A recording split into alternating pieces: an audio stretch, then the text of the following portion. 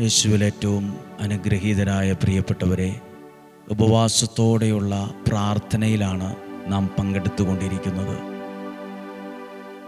ഓരോരുത്തരെയും ഓർത്ത് പ്രാർത്ഥിക്കുന്നുണ്ട്. സാധിക്കുന്നതുപോലെയും പറ്റുന്നതുപോലെയും ഇതിൽ പങ്കെടുക്കുന്നവരുണ്ടാകാം.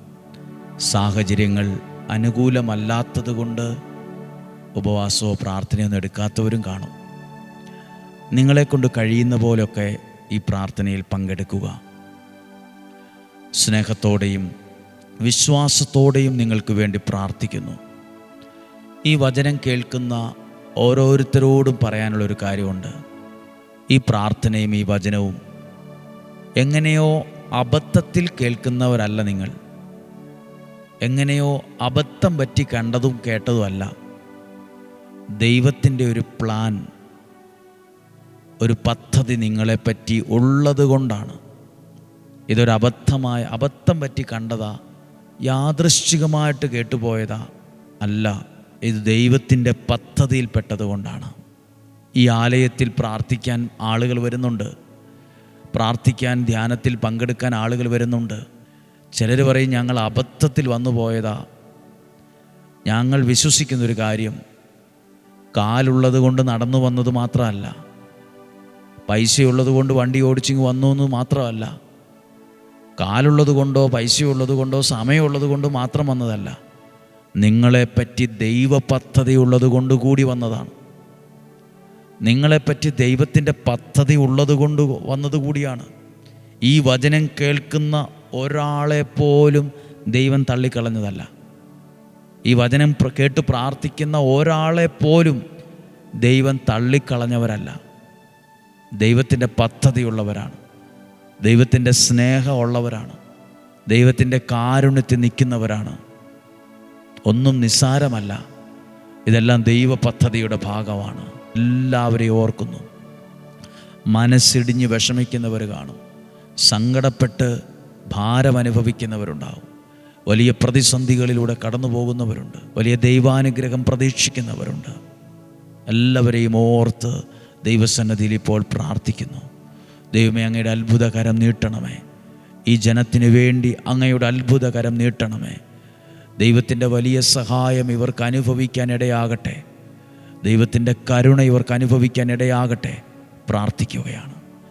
ഇന്ന് പ്രതീക്ഷയോടെ നമുക്ക് ഈ വചനത്തെ കേൾക്കാം.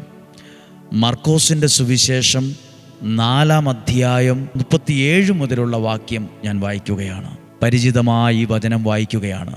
വിശുദ്ധ മർക്കോസിൻ്റെ സുവിശേഷം 4-ാം അധ്യായം 37 മുതൽ. അപ്പോൾ വലിയ ഒരു കൊടുങ്കാറ്റുണ്ടായി. തിരമാലകൾ വഞ്ചിയിലേക്ക് ആഞ്ഞടിച്ചു കയറി. വഞ്ചിയിൽ വെള്ളം നിറഞ്ഞുകൊണ്ടിരുന്നു. യേശു അമരത്ത് തലയണ വച്ചുറങ്ങുകയായിരുന്നു. അവർ അവനെ വിളിച്ചുണർത്തി പറഞ്ഞു, ഞങ്ങൾ നശിക്കാൻ പോകുന്നത് നീ ഗൗനിക്കുന്നില്ലേ? ഞങ്ങൾ സഞ്ചരിക്കുന്ന ഈ വള്ളം മുങ്ങിപ്പോകാൻ തുടങ്ങുന്നത് നീ കാണുന്നില്ലേ? തകരാൻ തുടങ്ങുന്നത് നീ കാണുന്നില്ലേ? ഞങ്ങൾ പരാജയപ്പെടാൻ തുടങ്ങുന്നത് നീ കാണുന്നില്ലേ എന്ന് അവർ വിളിച്ചു പറഞ്ഞു. പ്രിയപ്പെട്ടവരെ, അവർ വിളിച്ചു പറഞ്ഞു എന്ന് മാത്രമല്ല, അവർ ഉച്ചത്തിൽ നിലവിളിച്ചു. തൊട്ടടുത്ത ഭാഗം 1 മാസം കഴിഞ്ഞല്ല, 10 ദിവസം കഴിഞ്ഞല്ല, 39-ാമത്തെ വാക്യം. ഉടനെ തന്നെ ഒരത്ഭുതം അവിടെ സംഭവിക്കുകയാണ്. അവൻ ഉണർന്ന് കാറ്റിനെ ശാസിച്ചുകൊണ്ട് കടലിനോട് പറഞ്ഞു, അടങ്ങുക, ശാന്തമാവുക. ഞാൻ ഇങ്ങനെ ചിന്തിക്കുന്നത്, മുങ്ങിപ്പോകുന്നു എന്ന് കരുതിയ സമയത്താണ് ദൈവം ഇടപെട്ടത്. തകർന്നു പോയി, എല്ലാം കൈവിട്ടു പോയി എന്ന് ചിന്തിച്ച സമയത്താണ് ദൈവം ഇടപെട്ടത്. അന്നും ഇന്നും അങ്ങനെ തന്നെയാണ്. തകർന്നു പോയി, എല്ലാം കൈവിട്ടു പോയി, ഇനി പ്രതീക്ഷയ്ക്കൊരു വകയില്ല എന്ന് ചിന്തിക്കുന്ന സമയത്ത് ഒരു സെക്കൻഡെങ്കിലും പ്രാർത്ഥിക്കാൻ കഴിഞ്ഞാൽ നിങ്ങളുടെ ജീവിതത്തിലും ഇതുപോലെ ദൈവത്തിന് ഇടപെടാൻ പറ്റും. ഇതുപോലെ ദൈവത്തിന് പ്രവർത്തിക്കാൻ പറ്റും. പ്രിയപ്പെട്ടവരെ, അവരുടെ വള്ളം സഞ്ചരിച്ചു. കടലിലൂടെ മുന്നോട്ട് പോയപ്പം കുഴപ്പമൊന്നുമില്ലായിരുന്നു. തുടക്കത്തിൽ സാധാരണ പോലെ ഒരു യാത്ര തുടങ്ങിയതാണ്. പ്രതീക്ഷിക്കാത്ത സമയത്താണ് എന്തൊക്കെ വന്നത്? കൊടുങ്കാറ്റും തിരമാലയും എല്ലാം വെള്ളവും എല്ലാം ആഞ്ഞടിച്ചു കയറിയത്. പ്രതീക്ഷിച്ചില്ല അങ്ങനെ ഒരു സംഭവം ഉണ്ടാകുമെന്ന്. പ്രതീക്ഷിക്കാത്ത സമയത്താണ് ഇടിച്ചു കയറിയത്. നിങ്ങളോട് പറയാം, എന്തിനാ ഈ ഉപവാസ പ്രാർത്ഥനയൊക്കെ എടുക്കുന്നത്? ഇപ്പോൾ നമുക്കൊരു കുഴപ്പമില്ല. ഇപ്പോൾ നമ്മൾ പറയും ഞങ്ങളൊക്കെ സേഫാണ്, ഒരു കുഴപ്പമില്ല, ഞങ്ങളുടെ വീട്ടിൽ കുഴപ്പമില്ല, ഞങ്ങളുടെ ജീവിതത്തിൽ ഒരു കുഴപ്പമില്ല, സാമ്പത്തികത്തിന് കുഴപ്പമില്ല, മക്കൾക്ക് കുഴപ്പമില്ല, ഞങ്ങളിപ്പോൾ നല്ല രാജ്യത്താണ്, ഞങ്ങളിപ്പോൾ നല്ല ശമ്പളമുള്ള ജോലിയൊക്കെ ഉണ്ട്, ഇവിടെ ഞങ്ങൾ വീടൊക്കെ മേടിച്ചു, എല്ലാം കൊണ്ടും ഓക്കെയാണ്. നമുക്കറിയത്തില്ല ഏതു സമയത്താണ് പ്രതിസന്ധികൾ ഉണ്ടാവുക, ഏത് സമയത്താണ് വെല്ലുവിളി ഉണ്ടാവുക. പ്രതീക്ഷിക്കാത്ത സമയത്ത് അസ്വസ്ഥതകളും വേദനകളും വിഷമങ്ങളും കയറി വരാം, സാധ്യതയുണ്ട്. അപ്പോൾ ദൈവസാന്നിധ്യം ഉണ്ടെങ്കിൽ, ദൈവത്തിൻ്റെ സാന്നിധ്യം നമ്മുടെ കൂടെ, ഒരു പ്രാർത്ഥനയോ ഒരു ദൈവാശ്രയത്വം നമ്മുടെ കൂടെ ഉണ്ടെങ്കിൽ, വചനം നമ്മുടെ കൂടെ ഉണ്ടെങ്കിൽ ഒന്നിനും നമ്മളെ മുക്കിക്കളയാൻ പറ്റിയല്ല.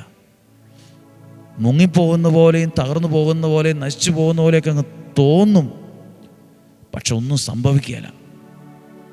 അത് മുങ്ങിപ്പോകാതെ മറിഞ്ഞു പോകാതെ പിടിച്ചു നിർത്തുന്ന ഒരു ദൈവമുണ്ട്, പിടിച്ചു നിർത്തുന്ന ഒരു ദൈവമുണ്ട്.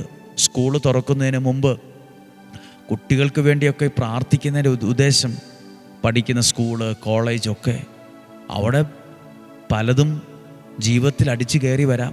തെറ്റായ ബന്ധങ്ങൾ, കൂട്ടുകെട്ട്, മദ്യം, മയക്കുമരുന്ന്, ലഹരി, മോശ ബന്ധങ്ങൾ, മോശ കാര്യങ്ങളൊക്കെയും കൊടുങ്കാറ്റും തിരമാലയും വെള്ളമൊക്കെ അടിച്ച് വെള്ളത്തിലേക്ക് കയറിയതുപോലെ പിള്ളേരുടെ ജീവിതത്തിലേക്കും കയറാം. അങ്ങനെ അവരുടെ ജീവിതം മുങ്ങിപ്പോകാൻ സാധ്യതയുണ്ട്. ലോകം അങ്ങനെയാണ്, സാഹചര്യം അങ്ങനെയാണ്, പല സാഹചര്യങ്ങളും അങ്ങനെയാണ്. നമ്മളെന്തിനാ പ്രാർത്ഥിക്കുന്നത്? അതിനെയൊക്കെ അടക്കി ശാന്തമാക്കാൻ ദൈവത്തിന് പറ്റും. ഒരു കുഴപ്പവുമില്ലാതെ, ഒരു കുറവും സംഭവിക്കാതെ, ഒരാപത്തോ അനർത്ഥമോ വരാതെ ജീവനെയും ജീവിതത്തെയും ആ വള്ളത്തെ നയിച്ചതുപോലെ നയിക്കാൻ, നമ്മുടെ ജീവിതത്തെ നയിക്കാൻ, കുടുംബത്തെ നയിക്കാൻ, ഭാവിയെ നയിക്കാൻ, നമ്മുടെ ബന്ധങ്ങളെ നിയന്ത്രിക്കാൻ ദൈവത്തിന് പറ്റും. അബദ്ധങ്ങളിൽ ചാടാതെ, തകർച്ചയിൽ ചാടാതെ, ചതിയിൽ ചാടാതെ. എത്രയോ പേരാ ചതിയിൽപ്പെട്ടത്, എത്രയോ പേരാ ജീവിതത്തിൽ 100% വിശ്വസിച്ചവർ ചതിച്ചത്. പലരും പറഞ്ഞത് അങ്ങനെ വേണ്ട, അങ്ങനെ ചിന്തിക്കല്ല, അങ്ങനെ വിശ്വസിക്കല്ല, അങ്ങനെ സ്നേഹിക്കണ്ട, പറഞ്ഞാൽ കേട്ടില്ല, പറഞ്ഞത് വിശ്വസിച്ചില്ല. ജീവിതം ഇന്ന് മനസ്സിടിഞ്ഞ ജീവിതമാണ്, പലരുടെയും തകർന്നിടിഞ്ഞ ജീവിതമാണ്. അങ്ങ് ജീവിച്ചു പോകുന്നതേ ഉള്ളൂ. പലതരത്തിൽ വിഷമിക്കുന്നവരുണ്ട്. പ്രിയപ്പെട്ടവരെ, നമുക്ക് പ്രാർത്ഥിക്കാം. കർത്താവേ, അങ്ങ് ആ വള്ളത്തിലുണ്ടായിരുന്നത് കൊണ്ടാണ് ഇതൊന്നും ഏക്കാതെ പോയത്. ഇല്ലെങ്കിൽ കപ്പലിൻ്റെ വഴിക്കും പലകയുടെ സൈഡിലും മനുഷ്യർ പലതും ചെതറിപ്പോയേനെ, നാല് വശത്തേക്ക് ചെതറിക്കപ്പെട്ടു പോയേനെ. ആ ദൈവസാന്നിധ്യം ഉള്ളതുകൊണ്ട്, യേശു അവരുടെ കൂടെ ഉള്ളതുകൊണ്ട് ഇച്ചിരി പ്രതിസന്ധികളുണ്ടായി, പേടി തോന്നി, ഭയം തോന്നി, നിലവിളിച്ചു, ശരി തന്നെ. പക്ഷെ അതിനപ്പുറത്തേക്കൊന്നും സംഭവിച്ചില്ല. ഒരു ദോഷം ഉണ്ടായില്ല, ഒരു തിന്മയുണ്ടായില്ല, ഒരനർത്ഥവും സംഭവിച്ചില്ല. നമ്മളതിനു വേണ്ടി ഉപവാസം പ്രാർത്ഥിക്കുന്ന ദൈവമേ, അങ്ങ് ഞങ്ങളോട് കൂടെ ഉണ്ടായിരിക്കണമേ. ഒരു തിരമാലയ്ക്കും ഒരു കൊടുങ്കാറ്റിനും ഒന്നും തകർത്ത് കളയാൻ കഴിയാത്ത വിധത്തിൽ അങ്ങയുടെ ശക്തമായ കരം ഞങ്ങളുടെ കൂടെ ഉണ്ടാകണമേ, ഞങ്ങളുടെ കൂടെ ഉണ്ടാകണമേ. ഒന്നും സംഭവിക്കില്ല. ഞങ്ങളെപ്പോഴും പ്രാർത്ഥിക്കുന്നൊരു പ്രാർത്ഥനയുണ്ട്. ഒരു ദോഷവും നിനക്ക് വരികയില്ല, ഒരു തിന്മയും നിനക്ക് വരികയില്ല, ഒരനർത്ഥവും നിൻ്റെ കൂടാരത്തെ തൊടുക പോലുമില്ല. എൻ്റെ ദൈവത്തിൽ ഞാനത് വിശ്വസിക്കുന്നു. ഇങ്ങനെയൊന്ന് ചേർന്ന് പ്രാർത്ഥിച്ചേ. കർത്താവായ യേശുവേ, ഈ ഉപവാസ നിയോഗ പ്രാർത്ഥനയിൽ ഇന്നുവരെ പങ്കെടുത്തവർ, ഡെയിലി ബ്ലെസ്സിങ്ങിൽ നിയോഗ പ്രാർത്ഥനയിൽ പങ്കെടുത്ത് പ്രാർത്ഥിച്ചവർ, ഈ പുണ്യഭൂമിയിൽ വന്നവർ, നിയോഗ കൊന്ത ചൊല്ലി പ്രാർത്ഥിക്കുന്നവർ, തിരുരക്തത്താൽ അവരെ വിശുദ്ധീകരിച്ച് അങ്ങയുടെ വചനത്താൽ നിറച്ച് പരിശുദ്ധാത്മാവിനാൽ നയിക്കണമേ. അനുഗ്രഹയിലെ കൈ വിരിച്ചു പിടിച്ചിരിക്കുന്ന യേശുവിൻ്റെ കൈകൾക്കുള്ളിൽ നിന്ന് ഒരു സാക്ഷ്യത്തെ പറയാൻ ഇടയാക്കണമേ എന്ന് ഒരു നേർച്ച നേർന്ന് ഞാൻ പ്രാർത്ഥിക്കുന്നു. നസ്രായനായ എൻ്റെ യേശുവേ, ഈ ഉപവാസ പ്രാർത്ഥനയിൽ പങ്കെടുത്ത് പ്രാർത്ഥിക്കുന്ന എന്നെയും എൻ്റെ കുടുംബത്തെയും, അതോടൊപ്പം സ്കൂളിലേക്ക് പോകുന്ന, കോളേജിലേക്ക് പോകുന്ന, ഉപരിപഠനത്തിലേക്ക് പോകുന്ന എല്ലാ കുഞ്ഞുങ്ങളെയും, അതോടൊപ്പം എല്ലാ സ്കൂളുകളെയും, അധ്യാപകരെയും ഞങ്ങൾ സമർപ്പിച്ച് പ്രാർത്ഥിക്കുന്നു. അവരെ ഓർത്ത് പ്രാർത്ഥിക്കുന്നു. അവർ സമർപ്പിക്കുന്ന നിയോഗങ്ങളെ അങ്ങ് സ്വീകരിച്ച് അതിന്മേൽ നിലനിൽക്കുന്ന സകല തടസ്സങ്ങളും ബന്ധനങ്ങളും പൂർണ്ണമായും എടുത്തുമാറ്റി സാധിച്ചു കൊടുത്ത് ഓരോരുത്തരെയും അനുഗ്രഹിക്കണമേ. ആമേൻ. നല്ലൊരു ദിവസമായിരിക്കട്ടെ. നമ്മുടെ കർത്താവ് ഈശോ മിശിഹായുടെ കൃപയും പിതാവായ ദൈവത്തിൻ്റെ സ്നേഹവും പരിശുദ്ധാത്മാവിൻ്റെ സഹവാസവും നിങ്ങളോട് കൂടെ ഉണ്ടായിരിക്കട്ടെ. ഇന്ന് വ്യാഴാഴ്ചയാണ്. ഇന്ന് വൈകുന്നേരം 6:15 വിശുദ്ധ യൂദാശ്ലീഹായുടെ മാധ്യസ്ഥതയിൽ പ്രാർത്ഥിക്കുന്നുണ്ട്. ആയിരക്കണക്കിന് ആളുകൾ ഒരുമിച്ച് ആ നൊവേനയിൽ പങ്കെടുക്കുന്നുണ്ട്, പ്രാർത്ഥിക്കുന്നു. അനുഗ്രഹമാണ്, അത്ഭുതമാണ്. ഇന്ന് ഉപവാസ പ്രാർത്ഥനയെ സമർപ്പിച്ച നിയോഗത്തോട് ചേർന്ന് ആ വൈകുന്നേരത്തെയും ആ നൊവേനയിൽ പറ്റും പോലെ പങ്കെടുത്ത് പ്രാർത്ഥിക്കുക. ദീർഘായുസ്സും ആരോഗ്യവും സന്തോഷവും സമാധാനവും ഉണ്ടായിരിക്കട്ടെ. സ്വസ്ഥതയുണ്ടാകട്ടെ. നല്ലൊരു സാക്ഷ്യത്തെ പറയാൻ ദൈവം തരട്ടെ. സമാധാനവും അനുഗ്രഹവും ഉണ്ടാകട്ടെ. ഇന്നും ജീവിക്കുന്ന യേശുവിൻ നാമത്തിൽ നിങ്ങളെ അനുഗ്രഹിച്ച് പ്രാർത്ഥിക്കുന്നു, ഇപ്പോഴും എപ്പോഴും എന്നേക്കും. ആമേൻ. ദൈവം അനുഗ്രഹിക്കട്ടെ. നല്ലൊരു ദിവസം ആശംസിക്കുന്നു. സാധ്യം എല്ലാവർക്കും അയച്ചു കൊടുക്കണം. നാളെയും 5:30 തന്നെ ഒരുമിച്ച് കാണാൻ ശ്രമിക്കുക. ഒരുമിച്ച് കാണുന്നത് വരെ സ്വർഗത്തിലെ ദൈവം എന്നെയും നിങ്ങളെയും സൂക്ഷിക്കട്ടെ. ആമേൻ.